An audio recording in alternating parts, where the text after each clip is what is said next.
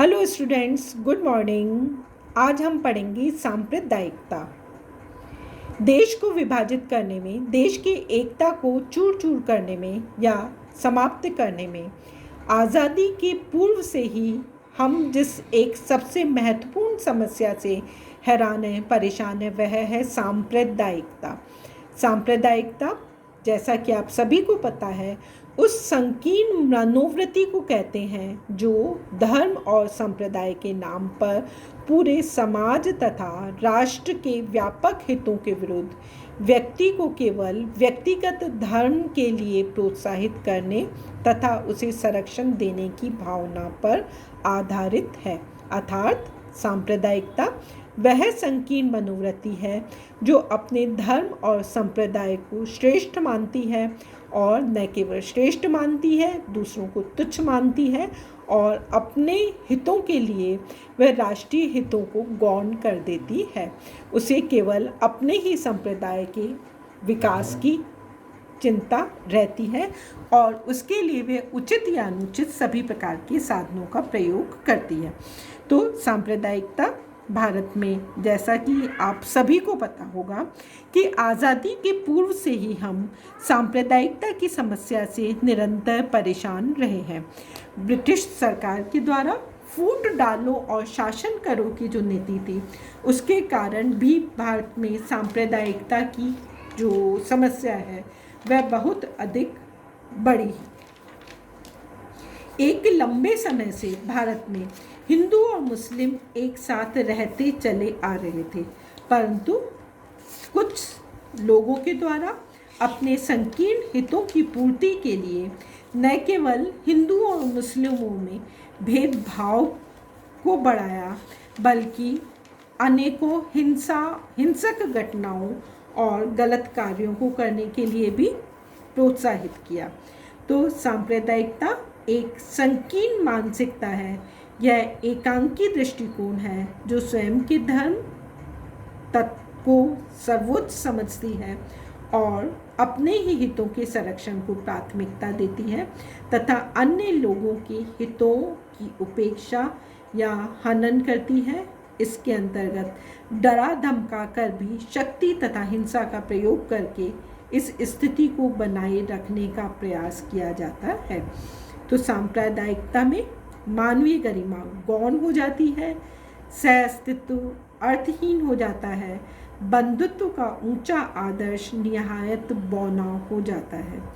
सांप्रदायिकता एक संक्रामक रोग है जो कि संपूर्ण व्यवस्था को चरमराकर रख देती है। तो भारत के अंदर जो सांप्रदायिकता का बीज है वह ब्रिटिश सरकार के नेतृत्व में अधिक विकसित किया गया, जिसमें सबसे पहले हम देखते हैं कि जो 1909 का जो मार्ले मिंटो सुधार आया था, इस मार्ले मिंटो सुधार के अंतर्गत देश में सांप्रदायिक आधार पर पृथक चुनाव की व्यवस्था को स्थापित किया गया। जैसा कि आप सभी को पता है कि ब्रिटिश सरकार भारत में शासन करने के लिए फूट डालो की नीति में विश्वास करती थी और इस फूट डालने के लिए उसने हिंदू जमींदारों, मुसलमान किसानों तथा हिंदू महाजनों, मुसलमान कर्जदारों के बीच में संघर्ष उत्पन्न करने की कोशिश की और इसीलिए उसने सांप्रदायिक आधार पर चुनाव प्रणाली को प्रारंभ किया, जिसके कारण कि हिंदू और मुस्लिमों में अविश्वास का माहौल उत्पन्न हुआ। केवल इतना ही नहीं, सरकार के द्वारा जो 1919 में लखनऊ पैक्ट हुआ था, उस लखनऊ पैक्ट में मुस्लिम लीग के अस्तित्व को भी स्वीकृति प्रदान कर दी गई। अर्थात मुस्लिम लीग धर्म के आधार पर, संप्रदाय के आधार पर एक संगठन बना और 1919 में ही का जो अधिनियम था, उस अधिनियम के अंतर्गत सांप्रदायिक चुनाव पद्धति का विस्तार किया गया। पहले सिख या यूरोपियन तथा आंग्ल भारतीयों के लिए पृथक निर्वाचन पद्धति नहीं थी, परंतु इस अधिनियम के द्वारा सिख, यूरोपियन व आंग्ल भारतीयों को भी पृथक कर दिया गया और जिसके परिणाम स्वरूप हम भारत में खालिस्तान की मांग को आज भी देख सकते हैं। इसके साथ ही न केवल 1919 के अधिनियम में, 1935 के अधिनियम में भी सांप्रदायिक निर्वाचन प्रणाली का और अधिक विस्तार किया गया। तो 1909, 1919 और 1935 तीनों ही अधिनियमों के द्वारा सांप्रदायिक निर्वाचन प्रणाली का विस्तार किया गया और यह ऐसा विष का बीज बोया गया जिसे जो आज तक भारत में हमें दिखाई दे रहा है। 1940 में ब्रिटिश सरकार के द्वारा जिन्ना के द्विराष्ट्र सिद्धांत को स्वीकृति प्रदान की, जिसने सांप्रदायिकता के जहर को और अधिक बढ़ाया। 1946 में संविधान सभा का गठन हुआ और इस संविधान सभा के गठन के में हम देखते हैं कि सांप्रदायिक समूह द्वारा अप्रत्यक्ष रूप से निर्वाचन का व्यवस्था की गई, जिसने भी सांप्रदायिकता की पद्धति को और अधिक विकसित किया। इसके साथ ही साथ हम देखते हैं कि देश का जब विभाजन हुआ और उस विभाजन का जो तरीका था, देश का विभाजन वह सांप्रदायिक आधार पर तो किया गया, परंतु उसके साथ ही साथ में देश का विभाजन इस प्रकार से किया गया कि हिंदुस्तान या जो स्वतंत्र भारत है वह आज भी सांप्रदायिकता की भावना से या सांप्रदायिकता की समस्या से हमें परेशान, हताश दिखाई देता है। तो इस प्रकार से हम देखते हैं कि भारत में जो सांप्रदायिकता की जो समस्या थी वह ब्रिटिश सरकार के द्वारा उत्पन्न की गई। शताब्दियों से जो दो धर्म के लोग एक साथ रह रहे थे उसे सहयोग की या विश्वास को समाप्त कर दिया गया। इसके साथ ही साथ हम देखते हैं कि स्वतंत्र भारत में भी सांप्रदायिक समस्याएं हमें दिखाई देती हैं, अर्थात न केवल परतंत्र भारत में बल्कि स्वतंत्र भारत को जाने के पश्चात भी सांप्रदायिकता की समस्या को हम दूर नहीं कर पाए। भारत और पाकिस्तान के विभाजन के समय तो सांप्रदायिकता के कारण लाखों लोगों को अपनी जान और माल से हाथ धोना पड़ा और वह जो विभाजन हुआ उसकी जो फसल है या जो उसके दुष्परिणाम है, उसके कारण जो कुंठा या जो हताशा या अविश्वास था वह आज तक हमें दिखाई देता है या आज तक हम सांप्रदायिक समस्या से ग्रसित दिखाई देते हैं। स्वतंत्र भारत में भी समय समय पर विभिन्न अफवाहों के कारण या कुछ संगठनों के कारण या विदेशियों के हस्तक्षेप के, विदेशी जिसमें विशेष रूप से पाकिस्तान है, के हस्तक्षेप के कारण सांप्रदायिकता की समस्या बनी रही और इस सांप्रदायिक समस्या के कारण स्वतंत्र भारत को भी अनेकों बार समस्याओं का सामना करना पड़ा। विविधता में एकता का जो जिस पर हमें प्रशंसा थी वह विविधता में एकता खंडित होती दिखाई गई।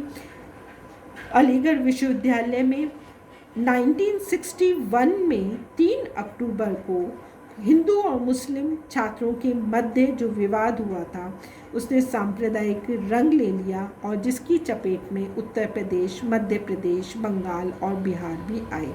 इसी तरह से हम देखते हैं कि 1963 में अर्थात 1963 में भी श्रीनगर में की जो मस्जिद में हज़रत साहब का एक पवित्र बाल चोरी हो गया था उसने भी सांप्रदायिक रंग ले लिया और हिंदू और मुस्लिमों के बीच में संघर्ष हुआ।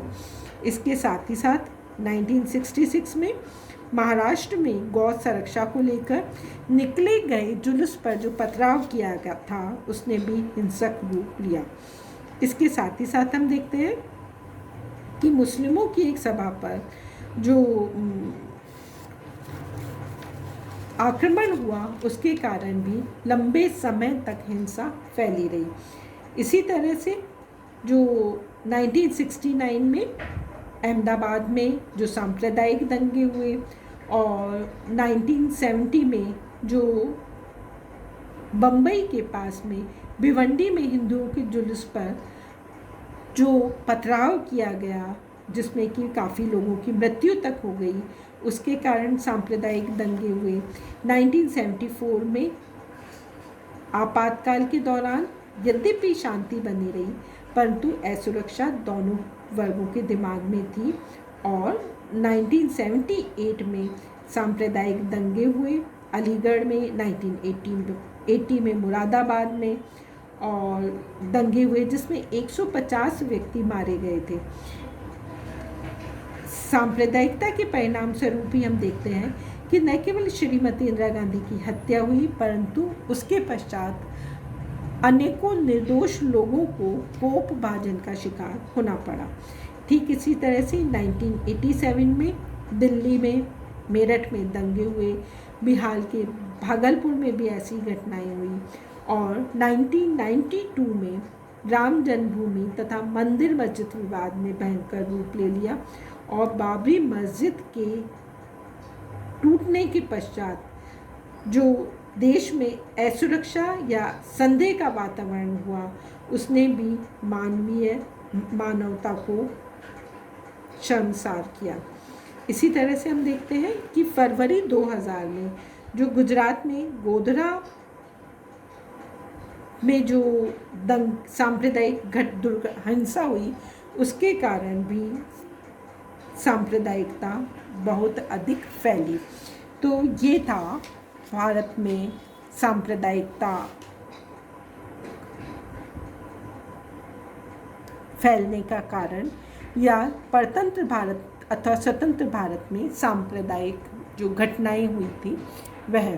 अब हम अगली कक्षा में पढ़ेंगे कि भारत में सांप्रदायिकता के बने रहने के क्या कारण हैं।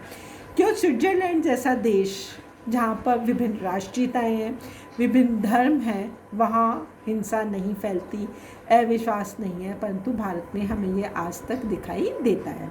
तो कल हम पढ़ेंगे सांप्रदायिकता के बने रहने के कारण। Thank you students.